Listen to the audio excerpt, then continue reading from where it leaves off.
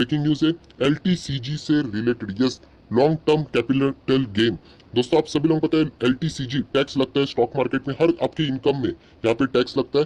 तो यहाँ पे एक न्यूज सामने आ चुकी है, बहुत सारे लोग पूछ रहे हैं सर क्या एलटीसीजी हटने वाला है 2 साल के लिए।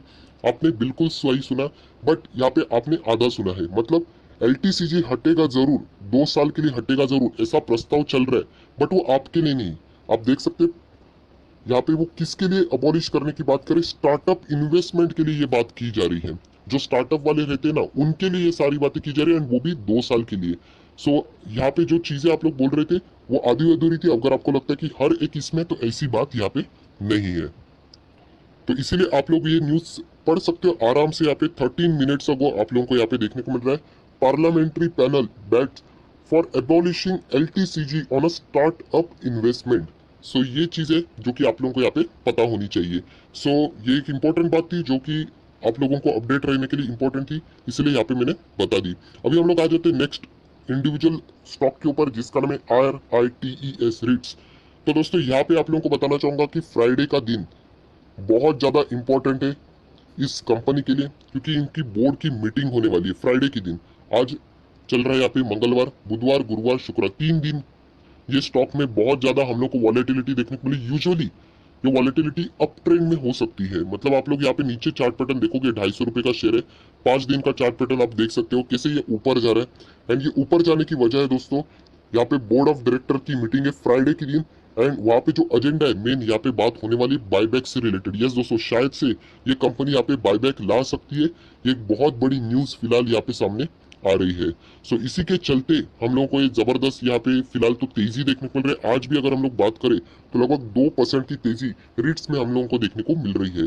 बट जैसे मैंने हमेशा आप लोगों को सिखाया, बायबैक हो, बोनस हो, डिविडेंड हो, स्प्लिट हो, इसके पीछे ब्लाइंडली भागने का नहीं।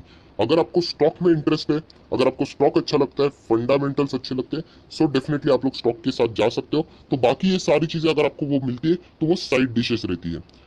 सो आई होप, आशा करता हूँ जो मेन पॉइंट था वो आपको यहाँ पे समझ में आ गया। तो फ्राइडे का दिन इस कंपनी के लिए बहुत ज्यादा इंपॉर्टेंट है। तो चलिए नेक्स्ट न्यूज के यहाँ पे मूव ऑन कर लेते हैं।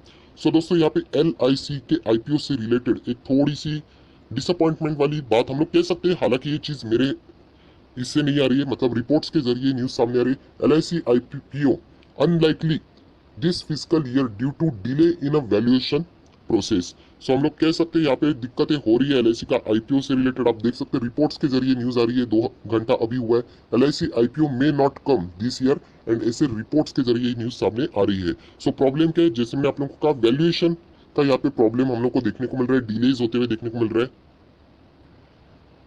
तो इसीलिए एक न्यूज यहाँ पे सामने आई थी कि LIC का जो IPO है उसके लिए जो असेट वैल्यूअर है उसकी नियुक्ति जल्द ही करने वाले हैं, ऐसा उन्होंने बोला, जल्द ही करने वाले, अभी तक कंफर्म नहीं है। सो आप सभी लोग पता है, जब भी अनसर्टिनिटी वाली बातें आ जाती है सो डिसअपॉइंटमेंट हम लोग को देखने को मिल जाता है। सो LIC के IPO के लिए पूरी दुनिया यहाँ पे इंतजार कर रही है, मैं इंतजार कर रहा हूँ, आप भी इंतजार कर रहे हैं। बट फिलहाल ऐसी कोई भी चीज अपडेट, बीच में न्यूज आई थी कि वो इसी साल में यहाँ पे लाने वाले थे, इसी साल मतलब इसी फाइनेंशियल ईयर में 31 मार्च के पहले, 21 के पहले वो लाने की कोशिश करने वाले थे। बट फिलहाल ये सारी खबरों के जरिए, मतलब ये न्यूज आ रही है किसके जरिए, रिपोर्ट्स के जरिए आ रही है।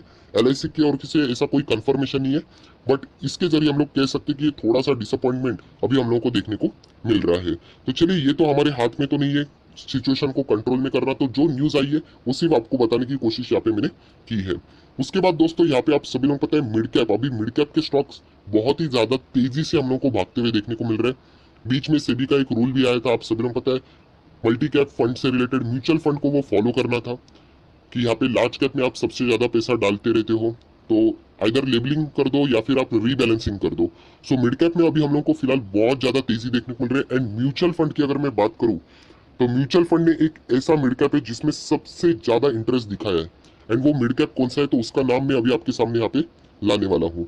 सो म्यूचुअल फंड ने सबसे ज्यादा यहाँ पे किसी कंपनी में, शेयर में यहाँ पे निवेश किया जो कि मिड कैप कैटेगरी में, उसका नाम है metromoni.com। यस दोस्तों, आप देख सकते हैं आज के दिन यहाँ पे उनके मैनेजमेंट की कमेंट्री, मतलब हम लोग को प्रेस कॉन्फ्रेंस भी देखने को मिली, एंड उसके बाद हम लोग को ये सारी बातें पता चली। तो ये शेयर में हम लोग को अपर सर्किट भी 10% का अपर सर्किट भी लगते हुए देखने को मिला है।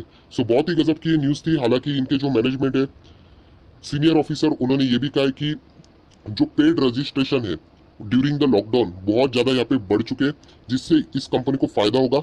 एंड ये कंसिस्टेंटली आगे आने वाले समय में यहाँ पे उनके और भी यहाँ पे जो कस्टमर्स है लगभग 20% से भी यहाँ पे बढ़ सकते हैं।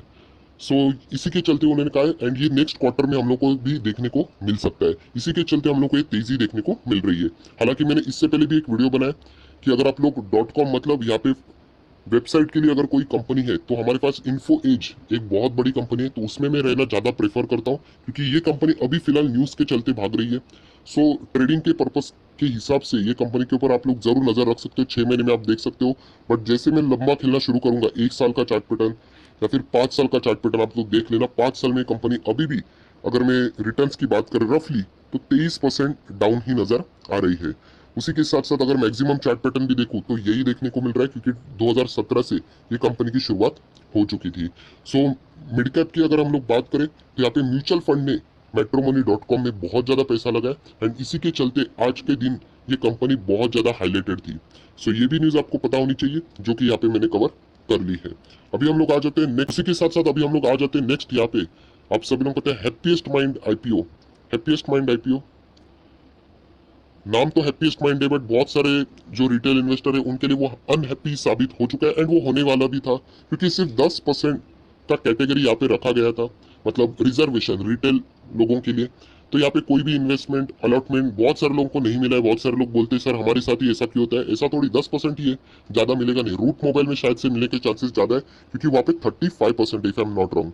सो यहाँ पे अगर हम लोग बात करें हैप्पीएस्ट माइंड, फिलहाल यहाँ पे बताया जा रहा है ग्रे मार्केट में यहाँ पे लिस्टिंग शायद से बता रहे कि 308 312 पे हो सकता है, क्योंकि 166 का इसका प्राइस था, जो हमेशा आप लोगों को पता है हायर लेवल पे हम लोग देखते हैं, प्लस 142 एंड 146 इसका प्रीमियम अभी चल रहा है।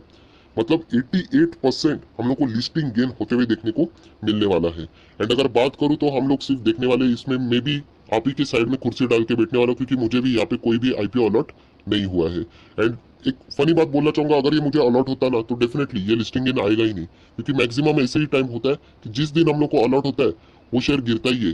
तो मतलब जोक्स अपार्ट, बट बताने के लिए कोई यहाँ पे मिला नहीं है। हालांकि जिनके लिए मैंने यहाँ पे अकाउंट्स खोल के दिया, बहुत सारे फ्रेंड्स थे, रिलेटिव्स थे, उनमें से 3-4 लोगों को लग गया, बट मुझे नहीं लगा। एनीवेज कोई बात नहीं, चल जाता है। 10% होता है, 15% भी हम लोगों ने ट्राई, सारी चीजें ट्राई की थी, बट यहाँ पे आप देख सकते हैं जिन लोगों को मिला है जरूर कॉन्ग्रेचुलेशन। एक्सपेक्टेशन करते रहना कि लिस्टिंग होने से पहले कोई बैड न्यूज ना है, वरना एसबीआई कार्ड जैसी हालत हो सकती है। मैं बिल्कुल नहीं चाहूंगा ऐसा हो जाए। लिस्टिंग गेन जैसे ही मिलेगा, बहुत सारे लोग ये भी पूछ रहे हैं क्या लिस्टिंग गेन लेके निकल जाए, वो आपके ऊपर है। अगर मैं आपकी जगह होता तो मेरा पहले ही माइंडसेट था कि मैं इसको लिस्टिंग गेन लेके ही चला जाऊंगा, उसके बाद उसको जितना बढ़ना है बढ़ने दीजिए। सो ये आपके ऊपर है। कल ऐसा मत बोलना कि आपने कहा लिस्टिंग गेन मैंने ले लिया बाद में चला गया, वो आपके ऊपर है, किसी को नहीं पता है। सो यही कहना चाहूंगा, जिनको यहाँ पे आईपीओ लगा जरूर नीचे कमेंट सेक्शन में बता देना। मुझे पता है ज्यादा लोगों को नहीं मिला है, बट कोई बात नहीं, जिनको मिला है उनको आप जरूर कॉन्ग्रेचुलेट कर सकते हो। शायद से फ्यूचर में हम लोग को एलआईसी का आईपीओ लग जाए, क्या पता। जो भी होता है अच्छे के लिए होता है। तो चलिए फिलहाल दोस्तों वीडियो को यही पे रोकना चाहूंगा। जो भी इंपॉर्टेंट इन्फॉर्मेशन थी वो हम लोगों ने फटाफट कवर कर ली। तो अगर आपको वीडियो अच्छा लगे तो लाइक करना, दोस्तों के साथ शेयर करना, तो उनको भी ये सारी बातें पता चल जाएगी। So that's it, thank you very much दोस्तों। We will be meeting in our next video. तब तक के लिए बाय बाय।